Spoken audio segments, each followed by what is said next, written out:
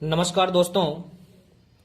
कोविड-19 के चलते आपकी पढ़ाई काफ़ी समय तक बाधित रही और सभी विद्यार्थियों को बेसब्री से इंतजार था कि हमारा जो संशोधित पाठ्यक्रम है वो कब आएगा।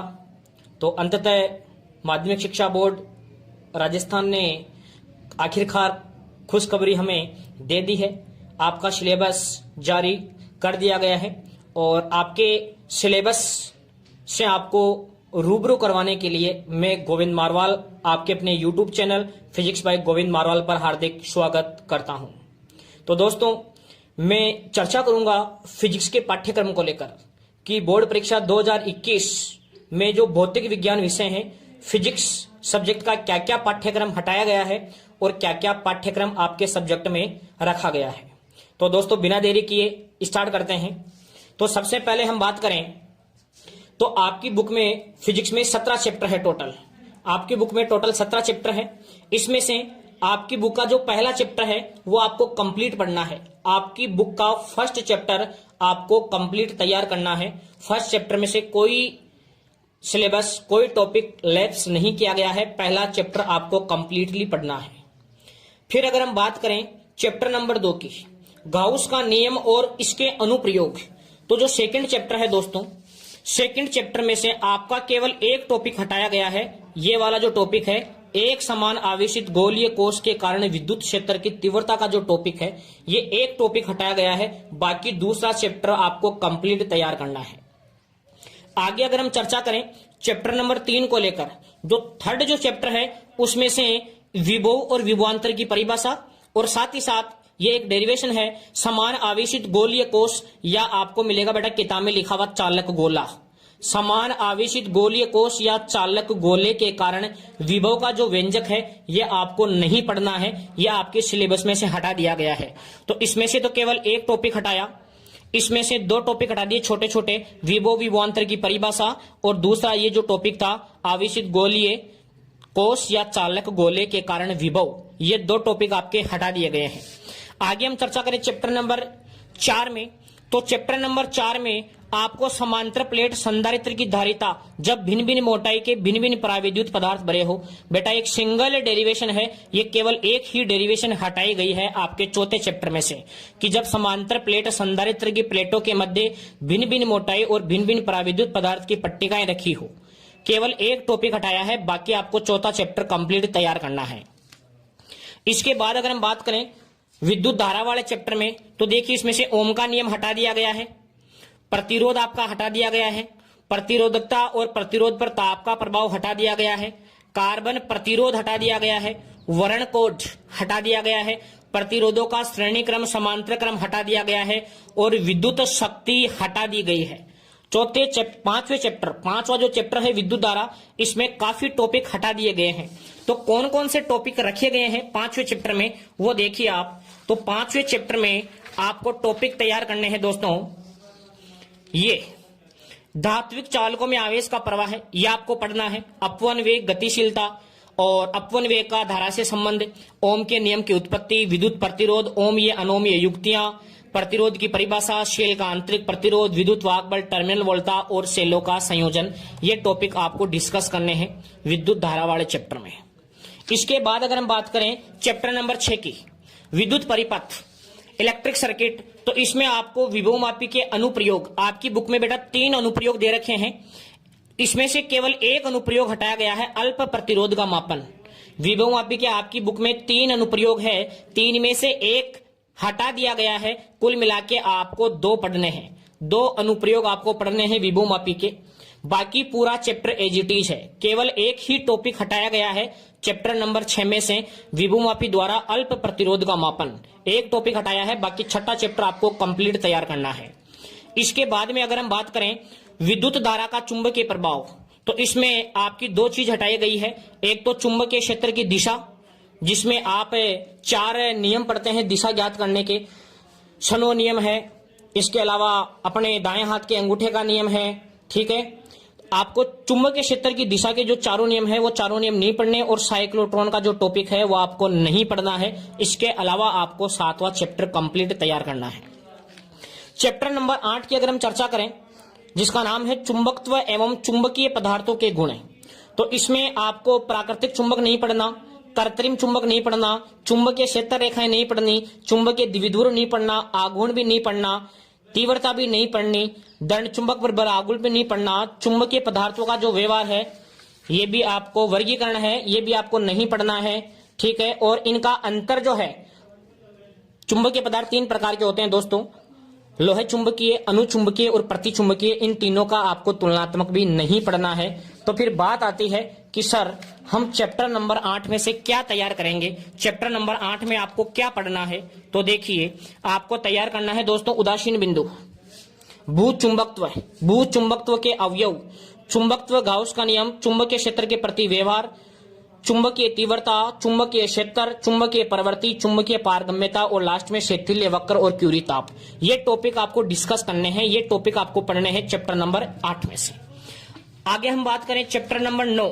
चैप्टर नंबर 9 में से आपको कौन कौन से हटाए हैं, तो ये चैप्टर नंबर 9 है बेटा, sorry chapter number 9। Chapter number 9 आपको मैं बता दूं, चैप्टर नंबर 9 में आपको चुंबकीय फ्लक्स पूरा तैयार करना है दोस्तों। चैप्टर नंबर 9 में से कोई भी टॉपिक नहीं हटाया गया है, आपको चैप्टर नंबर 9 पूरा कंप्लीट तैयार करना है, ठीक है। चैप्टर नंबर 9 आपको कंप्लीट तैयार करना है पूरा। अगर बात करें चैप्टर नंबर 10 प्रत्यावर्ती धारा की, तो प्रत्यावर्ती धारा में दोस्तों 2 टॉपिक हटाए गए हैं, एक तो शक्ति गुणांक और एक वाटहीन धारा। मतलब बिल्कुल छोटे छोटे टॉपिक, 2 छोटे छोटे टॉपिक हटाए हैं। तो आप ध्यान रखो कि आपको प्रत्यावर्ती धारा वाला जो चैप्टर है वो भी आपको कंप्लीट पढ़ना है, केवल 2 छोटे छोटे टॉपिक आपको मिस करने हैं, शक्ति गुणांक और वाटहीन धारा। बाकी 10वें चैप्टर आपको कंप्लीट तैयार करना है इन 2 टॉपिकों के अलावा। बात करें किरण प्रकाशिकी में क्या क्या नहीं पढ़ना, तो देखिए प्रकाश का परावर्तन नहीं पढ़ना, क्योंकि आप परावर्तन कक्षा 10 में पढ़ चुके हैं, गोलीय दर्पण आप पढ़ चुके हैं, दर्पण सूत्र आपने पढ़ चुके हैं कक्षा 10 में, प्रकाश का अपवर्तन पढ़ चुके हैं, पूर्ण आंतरिक परावर्तन पढ़ चुके हैं, ठीक है। साथ ही साथ प्रकाश के प्रकीर्णन से संबंधित घटनाएं आपको नहीं पढ़नी है, आकाश का नीला रंग दिखाई देना, बादलों का सफेद दिखाई देना, इंद्रधनुष आपको नहीं पढ़ना है, मानव नेत्र और नेत्र दोष निवारण ये भी कक्षा 10 में पढ़ चुके हैं, इसलिए बोर्ड ने इन चीजों को हटा दिया है। आपको पढ़ना क्या क्या है चैप्टर नंबर 11 में, ध्यान दीजिएगा। आपको चैप्टर नंबर 11 में तैयार करना है दोस्तों प्रकाशिक तंतु, ऑप्टिकल फाइबर, इसके बाद में पतले लेंस, लेंसों का संयोजन, लेंस में सूत्र, लेंस की शक्ति, मतलब आपको लेंस का टॉपिक पूरा तैयार करना है। इसके साथ में आपको प्रिज्म पढ़ना है, प्रकाश का विक्षेपण पढ़ना है, और आपकी सरल सूक्ष्मदर्शी, संयुक्त सूक्ष्मदर्शी और खगोलीय दूरदर्शी। मतलब अगर सीधा सीधा बात करें तो मैं ये कह सकता हूं कि आपको लेंसों से पहले पहले वाला भाग छोड़ देना है। आपकी बुक में लेंस से पहले पहले जो आपकी बुक में लिख रखा है राजस्थान बोर्ड की किताब में, वो आपको नहीं पढ़ना है। लेंस के बाद वाला टॉपिक आपको पूरा तैयार करना है, छोड़ के मानव नेत्र और इंद्रधनुष, मानव नेत्र, इंद्रधनुष और प्रकाश का प्रकीर्णन, इन 3 टॉपिकों को छोड़कर आपकी बुक में लेंस के बाद जो भी लिख रखा है वो आपको तैयार करना है चैप्टर नंबर 11 में। इसके बाद अगर हम डिस्कस करें चैप्टर नंबर 12 में आपको क्या नहीं पढ़ना है, तो पहले देखिए आपको चैप्टर नंबर 12 में अध्रुवित ध्रुवित प्रकाश नहीं पढ़ना है, ध्रुवण तल और कंपल तल नहीं पढ़ना है, समतल ध्रुवित प्रकाश आपको नहीं पढ़ना है, और ये समतल ध्रुवित प्राप्त करने की जो विधियां हैं इसमें परावर्तन, बूस्टर प्रकीर्णन द्वारा, द्विवीय अपवर्तन, निकोल प्रिज्म, द्विवीयता द्वारा, पोलेराइड, इनके उपयोग, ये सब आपको नहीं पढ़ने हैं। मेलेस का नियम भी आपको नहीं पढ़ना है। तो पढ़ना क्या क्या है वो देखिए चैप्टर नंबर 12 में। प्रकाश की प्रकृति पढ़नी है, हाइजेन का तरंग सिद्धांत, तरंगागर पढ़ना है, व्यतिकरण आपको कंप्लीट तैयार करना है। इसके बाद में आपको ध्वनि, मतलब विवर्तन की घटना आपको पढ़नी है, और ध्वनि और प्रकाश के विवर्तन की तुलना और एकल झिल्ली के कारण फानों पर विवर्तन की जो घटना है वो आपको तैयार करनी है चैप्टर नंबर 12 में। और साथ ही साथ चैप्टर नंबर 12 में आपको तैयार करना है दोस्तों सूक्ष्मदर्शी और दूरदर्शी की विभेदन क्षमता, ठीक है। इसके बाद अगर हम चलें चैप्टर नंबर 13 के अंदर, तो चैप्टर नंबर 13 में आपको क्या क्या नहीं पढ़ना है, तो चैप्टर नंबर 13 में दोस्तों आपको नहीं पढ़ना है तरंगों का तरंगधैर्य, द्रव्य तरंगों का तरंगधैर्य टॉपिक आपको नहीं पढ़ना है। इसके बाद में विभिन्न तरंगों से संबंध द्रव्य तरंग आपको नहीं पढ़ना है, डेविसन जर्मर प्रयोग और इसका निष्कर्ष आपको नहीं पढ़ना है, और हाइजेनबर्ग का अनिश्चितता का सिद्धांत आपको नहीं पढ़ना है। तो चैप्टर नंबर 13 में आपको क्या क्या पढ़ना है, प्रकाश विद्युत प्रभाव दोस्तों आपको कंप्लीट पढ़ना है।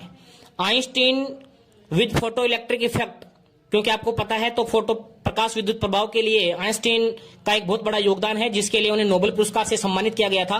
तो आपको प्रकाश विद्युत प्रभाव और उससे संबंधित आइंस्टीन के जो प्रकाश विद्युत समीकरण है वो आपको पढ़ना है। प्रकाश की द्वितीय प्रकृति और डी ब्रोगली परिकल्पना, मतलब छोटा सा चैप्टर रह गया कुल मिला के, चैप्टर नंबर 13 बिल्कुल छोटा सा चैप्टर है, ठीक है। इसके बाद में बात करें चैप्टर नंबर 14 की, तो चैप्टर नंबर 14 में आपको क्या क्या नहीं पढ़ना, आपको थॉमसन का मॉडल नहीं पढ़ना। देखो मतलब बोर्ड ने बड़ा सोच समझ के एक सिलेबस दिया है, परमाणु का थॉमसन मॉडल, क्योंकि आप कक्षा 10 में पढ़ चुके हैं थॉमसन का मॉडल। द्रव्य तरंगों से बोर के द्वितीय अभिग्रहित की परिकल्पना, मतलब mv²/r = nh/2π किस प्रकार होता है, इसके बारे में भी आपको डिस्कस नहीं करना है। कुल मिला के आपको चैप्टर नंबर 14 में दोस्तों डिस्कस करना है रदरफोर्ड का मॉडल और बोर का परमाणु मॉडल कंप्लीट, रदरफोर्ड मॉडल और बोर का परमाणु मॉडल कंप्लीट, ठीक है, और साथ ही साथ बोर मॉडल की लिमिटेशंस। आगे अगर हम बात करें बोर चैप्टर नंबर 15 को लेकर नाभिकीय भौतिकी, तो नाभिकीय भौतिकी में देखो क्या क्या नहीं पढ़ना है। नाभिकीय बल नहीं पढ़ना है, रेडियो एक्टिवता नहीं पढ़नी है, अल्फा बीटा और गामा के गुण नहीं पढ़ने, रेडियो एक्टिव सह नियम नहीं पढ़ना है, अर्धायु नहीं पढ़नी, माध्यायु नहीं पढ़ना, बंधन ऊर्जा प्रति न्यूक्लियन नहीं पढ़ना, द्रव्यमान संख्या के साथ इसका परिवर्तन, ये भी आपको नहीं पढ़ना है। तो चैप्टर नंबर 15 में आप क्या क्या डिस्कस करेंगे, तो एक तो नाभिकीय भौतिकी, मतलब नाभिक की संरचना, आकार, परमाणु द्रव्यमान मात्रक AMU, द्रव्यमान शक्ति, नाभिक की बंधन ऊर्जा, नाभिक के विखंडन, नियंत्रित और अनियंत्रित श्रृंखला अभिक्रिया, नाभिक के भट्टी और नाभिक के संलयन, इन टॉपिकों को लेकर आपको चर्चा करनी है चैप्टर नंबर 15 में। अगर बात करें चैप्टर नंबर 16 की इलेक्ट्रॉनिक्स, तो इलेक्ट्रॉनिक्स में आपको क्या क्या नहीं पढ़ना है, पहले ये देखिए विशिष्ट प्रयोजनार्थ डायोड।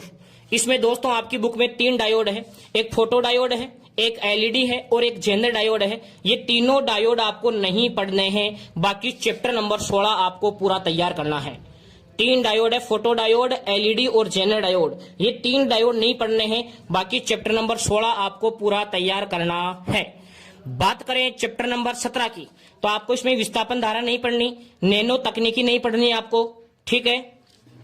पढ़ना क्या है चैप्टर नंबर 17 में, मैक्सवेल के समीकरण पढ़ने हैं, विद्युत चुंबकीय तरंगों के गुण पढ़ने हैं, विद्युत चुंबकीय स्पेक्ट्रम पढ़ना है, और विद्युत चुंबकीय तरंगों के संचरण में आपको भूतरंग संचरण, आकाश तरंग संचरण और व्योम तरंग संचरण, मतलब तीनों विधियां आपको पढ़नी है, ठीक है। 3 दे रखी है, तीनों पढ़नी है।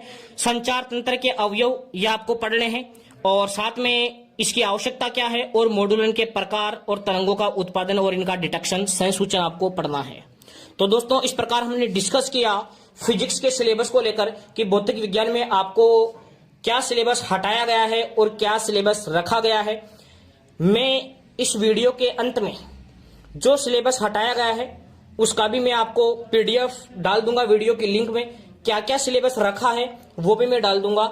आपको दोनों तरीके से जो सिलेबस है वो वीडियो के लास्ट में, वीडियो के अंदर भी मिल जाएगा, और वीडियो में मैं इसका लिंक भी डाल दूंगा, इसकी PDF बना के इसका आपको एक लिंक भी अवेलेबल करवा दूंगा।